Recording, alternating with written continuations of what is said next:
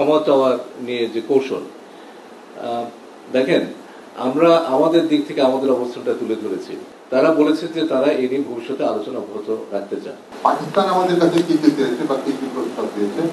দ্বিতীয় প্রশ্নটি হচ্ছে যে আপনি বলেছেন যে ৭১ সালের যুদ্ধ অপরাধের জন্য আপনারা ক্ষমা চাইতে বলছেন, সেই ব্যাপারে পাকিস্তানের উত্তর দেন। আর আমার প্রশ্ন নাফিসা আমি প্রশ্ন করেছিলাম যে এমওইউ এবং চুক্তি কি সই হবে। আপনি বলছেন যে কাজ চলছে, প্রতিরক্ষা বিষয়ক কোন চুক্তি বা এমওইউ হবে কিনা সামনের পররাষ্ট্র মন্ত্রীর সফরে? প্রথম প্রশ্ন, মাননীয় প্রধান উপদেষ্টার সফর নিয়ে কোনো কথা হয়েছে কিনা। আমরা আপাতত পাকিস্তানের মাননীয় ডেপুটি প্রাইম মিনিস্টার এবং পররাষ্ট্রমন্ত্রী তার সফর নিয়ে কাজ করছি। দ্বিতীয়ত যেটা বললেন যে ক্ষমা চাওয়ার নিয়ে যে কৌশল, দেখেন আমরা আমাদের দিক থেকে আমাদের অবস্থানটা তুলে ধরেছি এবং কূটনীতির কাজটাই হচ্ছে যে আমাদের অবস্থানটাকে তুলে ধরে সেটা নিয়ে এগিয়ে যাওয়া। এখানে বিষয়টা এরকম না যে আমি তোলার পরে তারা সেটাকে আলোচনার মধ্যে রাখতে চান নাই।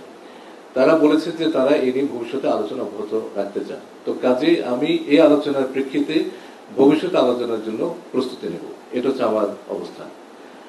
আর এমওইউ নিয়ে যেটা বলেছেন, ওই যেটা বললাম যে they would like to remain engaged এই বিষয়গুলোতে, এই সবগুলো বিষয়তে আমাদের থেকে কিছু সাজেশনস আমরা সামনের সময় দেব, যখন আমরা পরবর্তী বৈঠকে বলবো যে আমরা কি করে এগিয়ে নিতে পারি। সেটা হচ্ছে সামনের কূটনৈতিক প্রক্রিয়ার একটা অংশ হিসাবে সেটাকে দেখা যায়। এমওইউটা আমরা বসার পরে সেই তালিকাটা আপনাদের সাথে শেয়ার করব। আমি এখনই এই বিষয়ে কথা বলার মতো পর্যায়ে নাই। আটকে পড়া যে সমস্ত পাকিস্তানি নাগরিক ছিল তাদেরকে যখন অপশন দেওয়া হয়, কেউ কেউ বাংলাদেশে থেকে যেতে চেয়েছিলেন, তাদেরকে সে নাগরিকত্ব দেওয়া হচ্ছে। আর কেউ কেউ পাকিস্তানে ফেরত যেতে চেয়েছেন।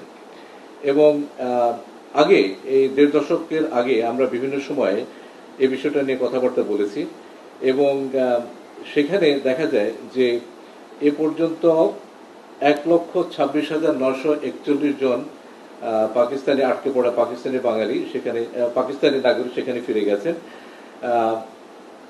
আর বাকি আছে আমাদের কাছে যে তথ্য সেটা হচ্ছে ৪ লক্ষ স্ট্যান্ডার্ড পাকিস্তানি। এটা আচ্ছা না, এখন যে সংখ্যাটা সেটা হচ্ছে ৩,২৪,১৪৭, যারা ১৪টা জেলাতে ৭৯টা ক্যাম্পে বসবাস করছেন।